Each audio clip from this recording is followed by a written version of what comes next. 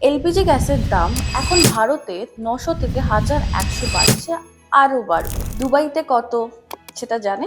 Number ১, দুবাইতে maximum অ্যাপার্টমেন্টসে piped line natural gas আছে ডিরেক্টলি। তার মানে কোনো সিলিন্ডার নেই, কোনো ডিলার নেই, আর মেন কথা কোনো শর্টেজও নেই। নাম্বার ২, ইউএইতে এলপিজি গ্যাস সরকার রেগুলেট করে। গত ৩ বছর ধরে কোনো মেজর প্রাইস হাইক নেই। নাম্বার ৩, দুবাইয়ের 2050 net zero strategy, clean energy investment $৬০০ billion. তার মানে লং টার্ম ভিশন, কোনো শর্ট টার্ম পলিটিক্স নয়। এটা কোনো এলপিজি গ্যাসের গল্প নয়, এটা হচ্ছে প্ল্যানিংয়ের গল্প, একটা স্ট্র্যাটেজির গল্প, আর একটা প্রায়োরিটির গল্প।